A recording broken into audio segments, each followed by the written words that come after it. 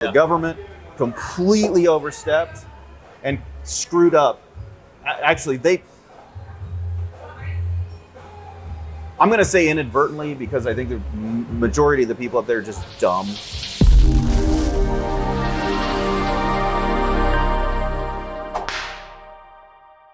I think they're really educated, stupid people. And they're educated. That doesn't mean they're smart, right? No. Some of the dumbest people I've ever met in my life were some of the most educated.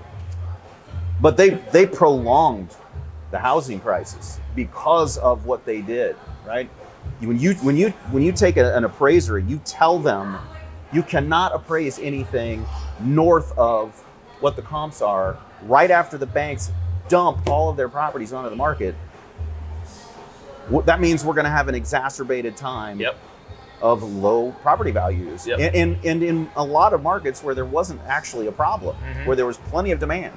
Builders couldn't build, and now you're seeing the fruits of it, right? Sorry, that wasn't a side, but man, the government pisses me off. They caused the problem, then they interject themselves to try to fix the problem they caused, and they screw it up worse, like they're doing right now. I mean, the last time we got into a problem was because we allowed or we forced banks to give money to people who shouldn't have loans to buy properties. And what are they doing right now, Tim? It's as if they have to be stupid. They have to be stupid. For some reason, just the low-hanging fruit in our market for me lately has been the mobile homes for the past few years. It's just such an expensive market, and the demand for affordable housing is just through the roof. So it's insane. So what are you renting these things for? What are you buying them for? Dude, it's gonna blow your mind. So I'll buy these things for $3,000, $5,000 a unit, put $3,000 in them if I'm keeping them, $4,000 something, and then rent them out for a lot of times $1,275 a month. What? And so you're into these things for 10 G's, no more than 10 grand, and you're renting them out for $1,200 a month? Yeah, and I might have a $300 lot rent in there if they're in a park or something. But. So are you owning the parks? Sometimes you do, sometimes you don't, though, right? It was funny. So the parks, I own mobile home parks as well, and just about all those units, I set them up not to own them, and I just kind of get all the lot rents on them, so kind of trying to build something that's more sellable to somebody else one day. Maybe they don't want to do what I do. Maybe they just want to buy a park that's completely self-sufficient and running well. So, funding your kids' IRA, opening up an IRA for your kids. Now, in order to do that, your kid needs earned income, right? Correct. How do you pay a 1-year-old earned income, a 2-year-old earned income? How do you do that? Well, I mean, or how have you seen clients do that? We've seen we've seen various. They hire the kids. The kids have done modeling or contract, work. We deal with a lot of entrepreneurs. You put them on your direct mail pieces. If your kid's there and you're, I don't know exactly. Your kid has to just earn an income. It could be anything that they can legally earn income. So as a parent, what would an infant earn income with? Well, look when you watch TV and you see all those infant pictures on TV. Those infants are getting paid for that marketing. They have earned income. Those infants could make a contribution. It's that simple. So, and you don't have to pay your 6-month-old $100,000 a year. That's you can just pay them a reasonable amount. Well, you pay them $6,000. Their tax bracket is below a certain amount, so there's zero, or I think they pay 10% taxes or something. Exactly. And then you pay them $7,000. They pay 10% to taxes. The other $6,000 can go straight into an IRA, a Roth IRA, and then all of a sudden you do that for 20 years in a row, and you're looking at over $100,000. And on the low incomes, it's pretty close to a wash what their tax liability is, like you said. It's so low, But they can do that. And they put it in, and if you look, there are most adults, that are in their mid-20s don't have a fully funded, a funded Roth account. They're starting late. If you just run the calculations, I ran the calculation for my daughter. I ran it at 0. I said, what would happen? Because I'm like, what? You got the newborn, right? Yeah, I got the newborn. She's 7 months. Was 7 months as of the 11th, and I started running the calculation, and I said, what would it be? I didn't have an investment in mind yet, which is hilarious because that's our world. But I'm so busy on my own stuff. I'm I don't know what she's going to invest in, but I know she needs a Roth account. And then I'm like, do I put this up? And I was just playing around one day. I said, what would happen if you make this rate of return? This, you play with those numbers and you light your calculator on fire. What I was shocked by and it really motivated me to kind of start with the program. I was shocked when I ran the number at a 0 rate of return. That's horrible. Everybody just got off is not listening to us anymore when we said 0. It's horrible. 0 return. Yeah, 0 return. And so I said, what would it look like with just contributions? And it was astronomical. I mean, you literally are set. You know, that child is set, you know, with a 0 rate of return. I don't think you got to work hard for 0. You know, I mean, it's really hard to get a 0 rate of return. So I'm being super conservative there. And when you run those up, is that because because obviously contributions are $6,000 right now. I just did 6,000 times. But times 20 is $120,000, right? Yeah, that's why I was like, are you kidding me? And then I just started playing. What if they got 1.5%? What if they got 4%? So it's more of a comparable approach to evaluating a house flip. But when you're valuing apartment buildings like what we do, it's all about the P&L. It's all about what's the income minus the expenses. How much can we increase the net operating income of that? And then what's the multiple that it sells for in that marketplace? So what you guys do on the business side is it's the exact same thing, right? It's the exact same thing. It's strictly about the P&L. Like on your apartments, you're looking for the NOI.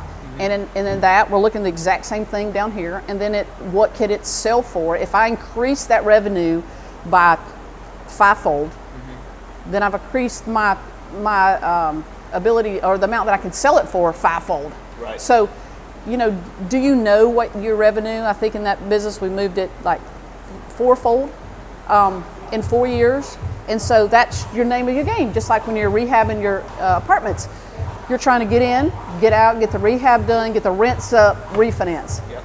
The exact same thing, except we're getting out. You're exiting with a sale. I'm exiting with a sale, but there's times when you can even exit with a sale. And especially if you like the business, understand the business, and believe in the person that's taking over, then owner finance it. Yeah. And then your multiple is 3 more fold. Right. Are you finding a lot of motivated landlords trying to sell right now because of the whole rent and eviction moratorium? Yeah, it's a good little niche right now. Is like, hey, I'm just so exhausted from these tenants. They haven't been paying. And we had a deal in Goose Creek. She's like, I'm just being full disclosure. They haven't paid in 6 months. I said, okay, well, how much do you owe on the property? She said, I think about 70 grand. I said, if we paid you your payoff, I took it over to tenants, knowing what I'm getting into, bought it sight unseen.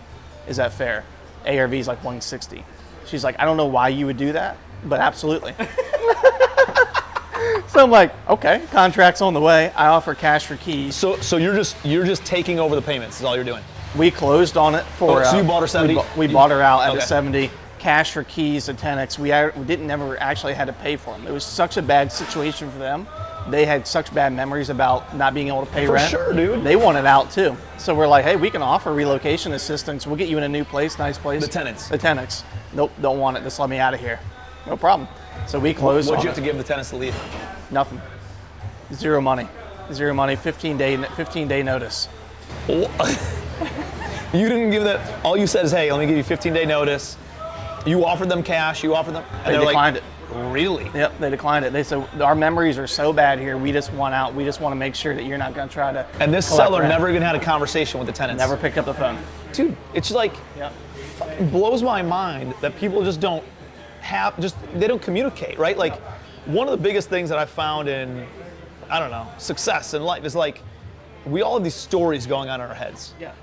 And it's only a story, right? It's really you have your own story about what are we going to talk about when we go and grab coffee. I have my own story about what are we going to, and then like, I have a story about, in my head about my wife and how she's mad at me for something that I didn't really do, and then all of a sudden you go down this rabbit hole of like, she probably thinks this or she probably thinks that, or that, and then she's got her own story going on in her own mind, and then like, and you're like, dude, why don't we just communicate? And it's never, the communication is like, oh, dude, that's all you wanted? Yeah. We all go negative with our own stories. Instantly, all the time. Same thing when you're going like and for the seller went renegotiation. super negative, and the tenant went super negative, and they went so negative in their own stories that they wouldn't even communicate with each other. They probably think each other are the filth of the earth. They do. And then they do. Yeah. And all it needed was somebody to open up lines of communication and say, hey, tell me what's going on, right? Jumping in, full steam ahead, ready fire, and then aim kind of a thought, right? Like, do you think that's a characteristic you see amongst a lot of entrepreneurs? Like, that's the same way that I am too, and I see that amongst some people, but I see a little bit more timid amongst some people too. I definitely wouldn't suggest to everyone to just quit what they're doing and put all their eggs in one basket when something's brand new. Sometimes that's what forces you into the action that it takes to become successful. But some people that have a job right now, if they can start building a business on the side to the point where it's up and running, bringing in a little bit of revenue, maybe even a little bit of profit, for a lot of people, that's probably an easier transition into doing something on their own. There's definitely a learning curve. There's definitely a period of, shoveling shit and doing the work and planting the seeds and then cultivating those seeds, and then before you can ever get to a harvest, and that takes several years. Well, and that actually reminds me of the first message that you ever sent me, which we could go back and pull it up, but I think it was a Facebook message where you basically mentioned that you had heard about my blog and maybe you were following some of my videos, and you offered just to work for me for free. Anything that you said you were willing to do anything just to get your foot in the door and start to learn the business. And it was at that point in time when I realized, I was like, this is the kind of attitude of success. This guy's gonna kill it. It was really cool. It's like, I remember you hit me up and you're like, dude, don't worry about it. Let's just go and grab coffee, because that's the kind of attitude that I like to see out of somebody that I'm mentoring, kind of thing. And dude, I told you this the other night before we got stuck in the elevator. I think was like my entire business model was based off of that coffee meeting that we had. So like you told me about tax-free refinance proceeds and essentially buying a property, fixing it up, doing the Burr method essentially, and then refinancing it, taking tax-free money off the table, and then holding on to it long-term for cash flow. And like my mind was absolutely blown, and I'm like, holy shit. And I did that with a single family, and then I did it with some small like duplexes and stuff. And I started doing it with apartments, and that's what my entire model has been based on. That's crazy. So much of the world is in distress right now. Why aren't we doing everything we can to be where we can be to help, right? So that's why we are doing what we're doing. But going back to what you said, it's not how we stay diligent and not jump after the first thing we see, because I'll be honest, I'm broke right now. I don't have any money, right? I have student debt, I have credit card debt still from that course, and we're working on some few things right now that we constantly keep in rotation, because we're constantly sourcing, right? Because the nature of this business, something unexpected could happen, and some sure thing yesterday could become scratch paper today. So we constantly keep a few things going at the same time. But I think it really comes down to the vision thing. So me and my partner we started to meditate, right? So we did an exercise where we both wrote down our visions and our goals and what we thought, the purpose of our company and honestly our lives both are, because we needed to make sure, being 50-50 partners, that we were aligned, right? So it's hard to take two people who have the same strengths and weaknesses and partner them up together, because there's going to be a lot of clashing, right? But Cole and I are very different. Like, I'm more of a visionary type. He's more analytical. That's perfect. And I'm more, he's more risk averse, and I have a higher risk appetite. And I think I also have a little bit higher of a pain tolerance than him. And I think it honestly is because I've tried all these things the past 4, 5, 6 years, right? I haven't been afraid, and I've kind of manipulated fear a little bit. So some great advice I can give to younger people who have this fire inside of them that think that they can go do something great.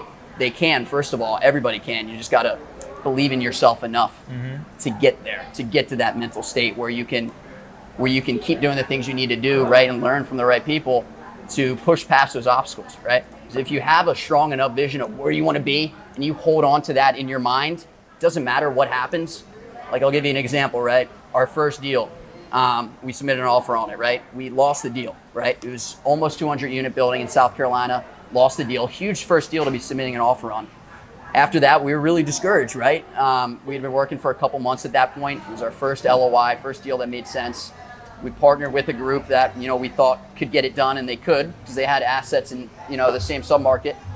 But it didn't work. And then immediately after, why didn't the deal work? We lost it. We weren't the highest bid. It was off market, so a broker had it. It was circulating around, and we had a price that we had to pay. Based off of a minimum return that we had to back into based on conservative, assumptions, and it didn't hit it. And we're not going to overpay for a deal just because we want a deal, right? Yep. We're going to stick to, like you said, you know, that fine line based on our investment criteria, our parameters, non-emotional, because you're dealing with other people's money. Yep. And I think you can testify to this. This is such a relationship and reputation business, right? Very much so. So we'll wait on deals. We'll wait for the right one, because we know that the bad one or a bad first one can ruin everything for us or severely set us back. How is it that, like, dude, I know a lot of gym owners and people who are in the retail, you know, like a dance studio or this. Some of them are successful, some of them are not. What's the difference between the ones that are successful and the ones that are not? Is it systems, processes, procedures, people, like the offerings that they have, the services? Like, what did you find that was kind of the tweak and the magic bullet for you to have success in your business? I would say first is just taking massive action. I'm a very aggressive person, you know, from being an athlete. When there's something I want and I put my eye on, I have to go all in on it. It's hard for me to sleep. I'm waking up early, I'm staying up late. I become obsessed with hitting that goal. So for me, it's taking massive action is always the key to success. After that, it's the people. I've been able to use my vision to attract great people to our organization and use their strengths, use their abilities, and have them fit into that vision to move us forward. So what we did was we have our leadership program, and you know, the number one fear in the world is public speaking. So that's the first thing we teach them, is to be a confident speaker, to be able to stand in front of a room of people, you know, what's your name, what are you about, and we have them recite certain things. And really, the idea is, you know, it's no different than teaching a child to swim at an early age so they don't fear the water later in life. Yeah. It's the same thing now. We teach them public speaking at an early age, so later in life they don't even know that they're supposed to be nervous in front of a group of people. And that's step one. Once they understand that, now we can teach them how to actually lead and teach those classes for the next generation. And one thing we pride ourselves on is all of our instructors that are on the floor teaching started in our program. So we have students that run, like our second location, Master Torin, that runs that location. You know, he was a little tiger. So just like Hudson, he started in that program. Now he's 23 years old and runs his own program with, you know, 150 students there. And it's just cool to see the evolution happen. It's awesome, man. All you got to do is keep your head down, man. Don't look left, don't look right. Just keep on doing the activities, taking the actions, working on yourself. And I'm telling you, like, you look up in 3 to 5 years, you're gonna be like, holy shit, like, I never even imagined we would hit this. And the way that it compounds is just, it's remarkable. This has been awesome. Dude, appreciate you, dude. Boom. Tons of respect for you, what you built, man. Likewise, and my friend. Not only on the business side, but from a family perspective. And appreciate you being part of the community and part of the family. So Yeah. appreciate you, brother. Got a ton of respect for you, brother. Thank you, I appreciate it. I appreciate you being here, man. I appreciate you being here. Same here. Thank you. Thank you for the invite. We gotta do this again. They're officially kicking us out. We are out. It's great to grab coffee with you. Yeah, great to catch likewise, up. man. Cheers. Likewise. Cheers again. Cheers. And we'll have to do it again soon. Let's go buy some mobile home parks and park this together. Let's do it.